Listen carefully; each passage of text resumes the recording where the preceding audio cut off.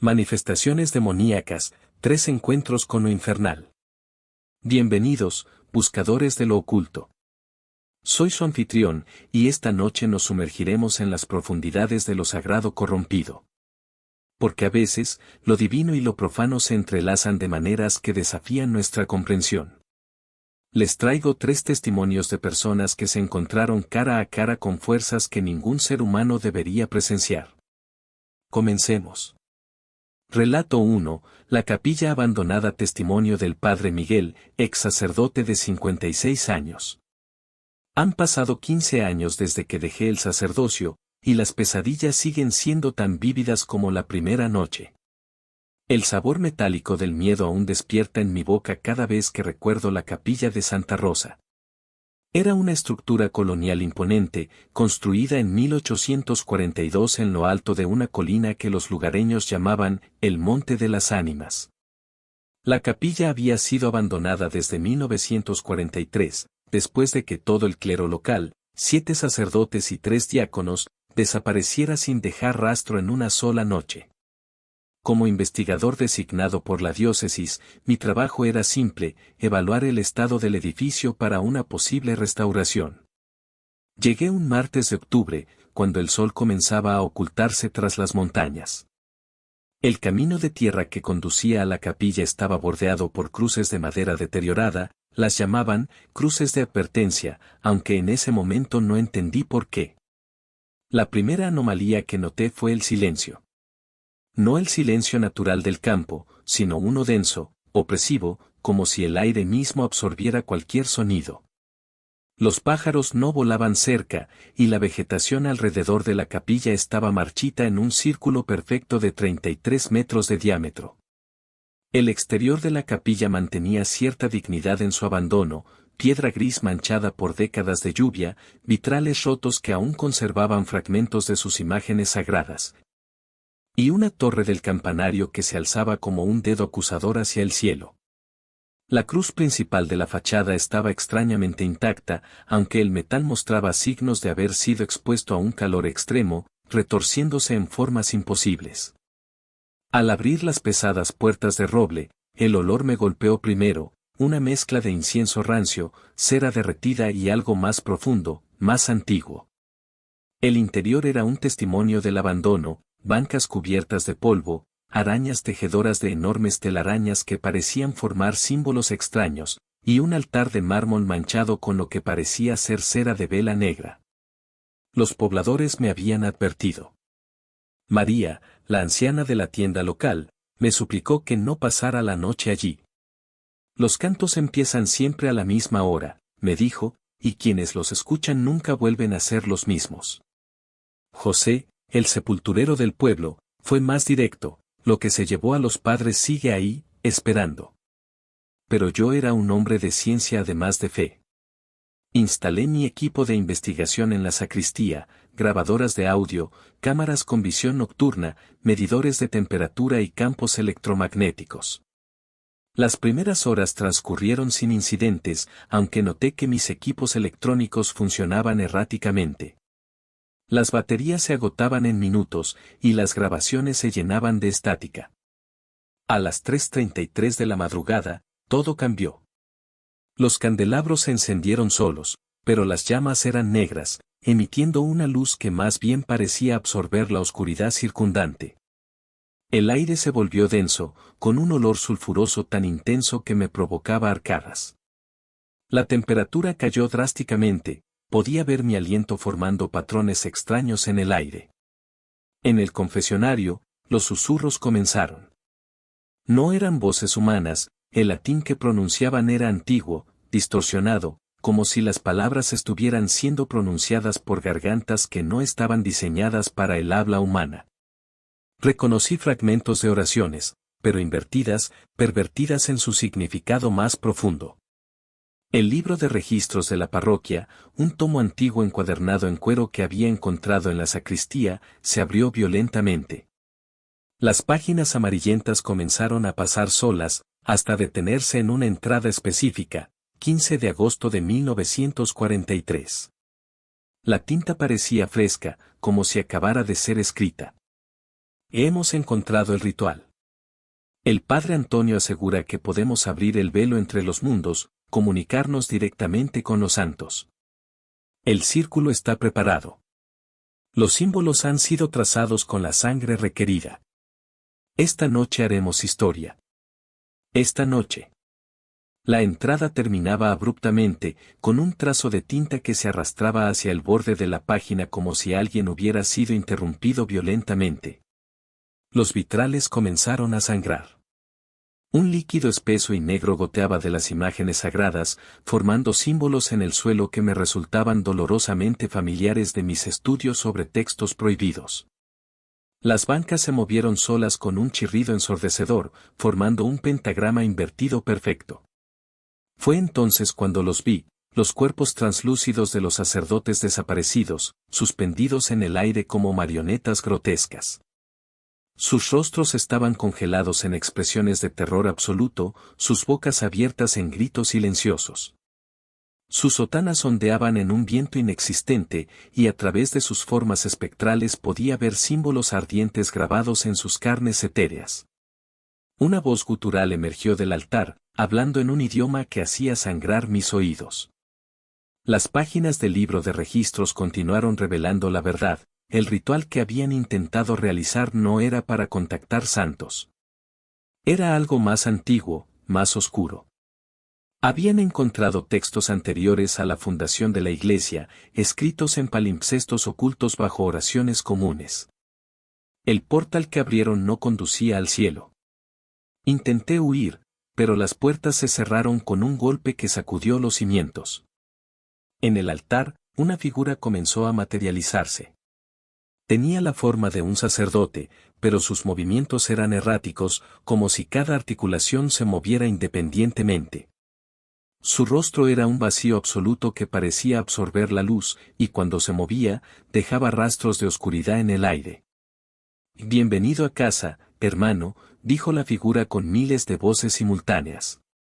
Cada voz era un tono diferente de agonía, cada sílaba un eco de sufrimiento eterno.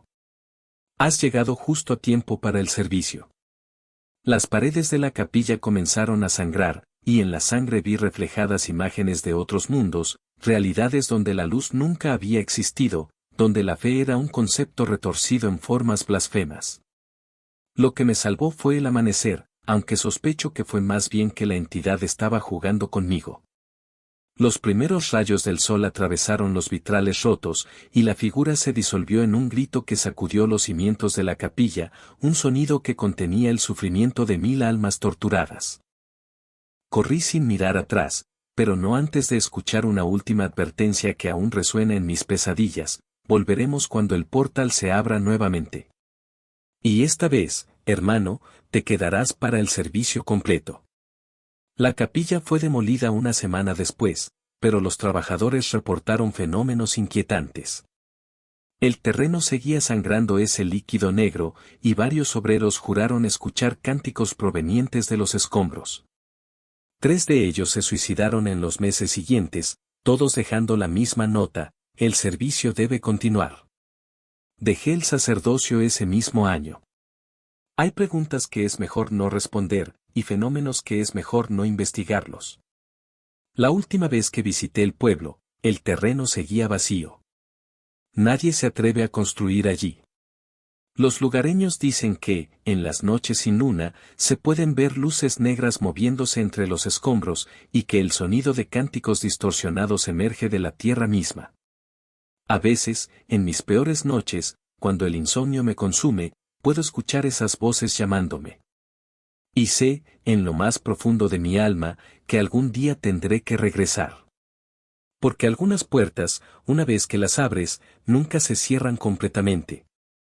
Y algunos servicios religiosos, nunca terminan realmente. Relato 2. El exorcismo del convento narrado por Sor María Elena, es monja enfermera de 45 años. El convento de las Hermanas de la Perpetua Adoración se alzaba como una fortaleza de piedra gris en las afueras de la ciudad. Sus muros de 3 metros de altura y sus gárgolas góticas le daban un aire medieval que contrastaba con la modernidad circundante. Cuando llegué como novicia en 2015, no podía imaginar que aquellos muros centenarios guardaban secretos tan oscuros que desafiarían todo lo que creía sobre la fe. El convento tenía una historia rica que se remontaba a 1789, pero había una parte de su arquitectura que las hermanas mayores evitaban mencionar, el sótano. Un espacio prohibido que permanecía sellado bajo 7 candados bendecidos, cada uno con una llave diferente en posesión de 7 hermanas distintas. La concordancia de las 7, lo llamaban en susurros. Mi primer año transcurrió con normalidad, dedicada a la oración y al servicio en la enfermería del convento. Todo cambió con la llegada de Lucía Mendoza, una novicia de 19 años con ojos grandes y oscuros que parecían contener una tristeza antigua. Su historia era peculiar, había sido encontrada de bebé en las puertas del convento, criada en un orfanato católico, y ahora regresaba para tomar los hábitos. Las primeras señales fueron sutiles. Durante el coro, la voz de Lucía sobresalía con notas imposiblemente bajas para una mujer joven. En la capilla, las velas se apagaban a su paso, solo para reencenderse cuando se alejaba. Los rosarios que tocaba comenzaban a desintegrarse lentamente, como corroídos por un ácido invisible. Todo se intensificó cuando encontró el libro. Era un antiguo tomo de oraciones en la biblioteca, encuadernado en cuero negro sin título visible. La hermana bibliotecaria juró que nunca había visto ese libro antes, a pesar de haber catalogado cada volumen durante 30 años. Lucía comenzó a cambiar. Primero fueron los idiomas, la escuchaban hablar en lenguas muertas durante el sueño, arameo, sumerio, lenguas anteriores a la escritura. Sus oraciones en la capilla se convertían en murmullos ininteligibles que hacían vibrar los vitrales. Los símbolos empezaron a aparecer, tallados en las paredes de su celda, espirales antiguas, runas invertidas, geometrías imposibles que dolían a la vista. Como enfermera, fui la primera en notar los cambios físicos. Su temperatura corporal descendía hasta niveles que deberían ser letales. Sus ojos cambiaban de color según las fases de la luna. Y lo más perturbador, las hostias consagradas sangraban en su presencia, manchando sus labios de un rojo oscuro que no se podía limpiar. Una noche, durante los maitines, todo explotó. Lucía comenzó a convulsionar violentamente en medio del coro.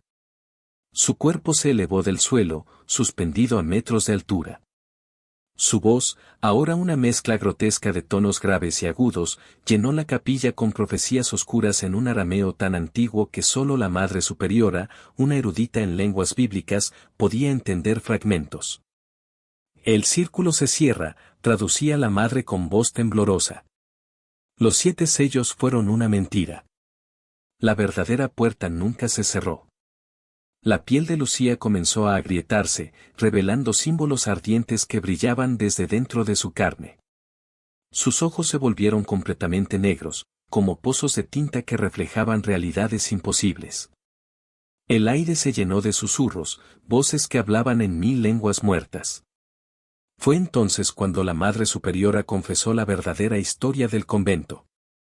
El sótano sellado no era un simple almacén, era una cámara de exorcismos que databa de la Inquisición. Cientos de almas atormentadas habían sido, purificadas, allí abajo, sus gritos absorbidos por las piedras consagradas. El libro que Lucía había encontrado no contenía oraciones, sino transcripciones detalladas de cada exorcismo fallido, cada ritual interrumpido, cada alma perdida. Se convocó al padre Gabriel, un exorcista veterano conocido por haber enfrentado los casos más extremos en toda América Latina. Llegó esa misma noche, cargando un maletín de cuero gastado lleno de reliquias y agua bendita. Sus ojos, al ver a Lucía, se llenaron de un terror que nunca olvidaré. Esto no es una posesión común, dijo después de examinarla. Es algo más antiguo. Algo que estaba aquí antes que la Iglesia, antes que la fe misma. El ritual debía realizarse en el sótano. Cuando las 7 llaves giraron en sus cerraduras, el aire se llenó de lamentos distantes. Las paredes estaban cubiertas de oraciones talladas en la piedra, algunas en latín, otras en lenguas que ningún ser vivo recordaba. Manchas oscuras marcaban el suelo, formando patrones que parecían moverse en la penumbra. Encadenamos a Lucía en el centro de la habitación, sobre un antiguo círculo de protección grabado en el suelo. El padre Gabriel comenzó el ritual, pero algo salió terriblemente mal. Las voces que emergían de Lucía revelaron una verdad horrible: el libro había servido como conducto, permitiendo que todas las almas atormentadas del sótano encontraran un huésped después de décadas de espera. «Somos legión», dijo Lucía con una sonrisa que se extendía demasiado para ser humana, «y este lugar nos pertenece desde antes de sus primeras oraciones». Las paredes comenzaron a sangrar, y figuras espectrales emergieron de ellas, los rostros torturados de todos los que habían muerto en ese sótano durante siglos. Cada alma perdida, cada espíritu roto, cada demonio invocado y nunca correctamente desterrado. El padre Gabriel luchó valientemente, pero era demasiado tarde. Las almas condenadas lo arrastraron hacia las sombras mientras gritaba oraciones incompletas. Lucía. Lucía se transformó en algo que mi mente se niega a recordar completamente. Su cuerpo se convirtió en un portal viviente, una ventana a un abismo donde las oraciones se convertían en maldiciones y la fe era una broma cruel. Las cadenas se derritieron como cera. El círculo de protección se quebró. Vi realidades imposibles a través de sus ojos, mundos donde los ángeles eran los monstruos y los demonios nunca se habían revelado porque eran algo peor que rebeldes. De las 2 hermanas presentes esa noche, solo 3 sobrevivimos. El convento fue clausurado y sellado por orden directa del Vaticano. Un equipo especial de la Santa Sede instaló nuevos sellos, más fuertes que los anteriores. Pero no fue suficiente. Dicen que en las noches de luna nueva, se pueden escuchar cánticos distorsionados emergiendo de las ruinas. Los vecinos han visto a una joven novicia en la ventana del sótano, sonriendo con una boca llena de demasiados dientes, invitando a los transeúntes a unirse a su servicio especial. Dejé los hábitos poco después. La fe no me abandonó, pero cambió. Porque ahora sé que hay cosas más antiguas que nuestras oraciones y que algunos lugares sagrados son solo máscaras para verdades más oscuras. El libro nunca fue encontrado. A veces, en mis pesadillas, lo veo aparecer en otras bibliotecas, en otros conventos, esperando a otro lector inocente. Y en esas noches, rezo. No por salvación, sino por olvido. Relato 3. La Iglesia de los Espejos, narrado por David Sánchez, restaurador de arte sacro, 34 años. Como restaurador especializado en arte religioso, he visitado cientos de iglesias abandonadas. Cada una tiene su historia, su energía particular. Pero nada me preparó para lo que encontré en la iglesia de San Bartolomé de los Espejos, un edificio barroco perdido en las montañas del sur. La llamaban así por su peculiar característica arquitectónica. Sus paredes interiores estaban recubiertas por antiguos espejos venecianos del siglo XVII, creando un laberinto de reflexiones que, según la leyenda local, servían para atrapar las almas impuras. Mi trabajo era simple: evaluar y restaurar los frescos del techo que se habían deteriorado tras décadas de abandono. El pueblo más cercano estaba a 2 horas por un camino serpenteante. Los lugareños se persignaban al mencionar la iglesia. Los espejos muestran lo que no debe ser visto, me advirtió una anciana en la única tienda del pueblo. El padre Sebastián los mandó instalar después de lo que vio en Roma. Decía que eran una trampa para algo que lo perseguía. La iglesia se alzaba en un claro rodeado de cipreses centenarios. Su fachada, aunque deteriorada, mantenía una elegancia inquietante. Las gárgolas no representaban los demonios habituales, sino figuras humanas con expresiones de terror absoluto, sus bocas abiertas en gritos silenciosos. Mi primer día fue rutinario. Instalé el andamio bajo los frescos del techo, que representaban escenas del Apocalipsis en un estilo perturbadoramente realista. Era un trabajo magistral, aunque algunas figuras parecían diferir de la iconografía tradicional. Los ángeles tenían demasiados ojos, y sus alas parecían más orgánicas, casi viscerales. Los espejos estaban sorprendentemente bien conservados, aunque cubiertos por décadas de polvo. Cuando limpié una sección para fotografiarla, noté algo extraño: mi reflejo parecía retrasado por una fracción de segundo, como si mi imagen dudara en seguir mis movimientos. Al atardecer, comenzó el verdadero horror. Los últimos rayos de sol crearon un efecto caleidoscópico en los espejos, y por un momento vi otras versiones de la iglesia reflejadas. En algunas, las bancas estaban llenas de feligreses inmóviles, sus rostros ocultos. En otras, las paredes sangraban y las estatuas de los santos se retorcían en posiciones imposibles. Decidí pasar la noche allí para documentar el fenómeno. Grave error. A medianoche, los espejos comenzaron a vibrar con un zumbido bajo, casi subliminal.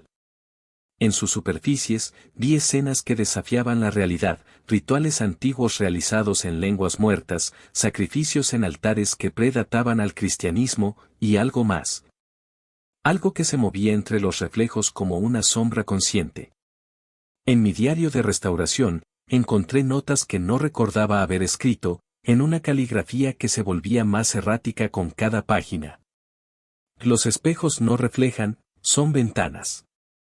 El padre Sebastián lo sabía.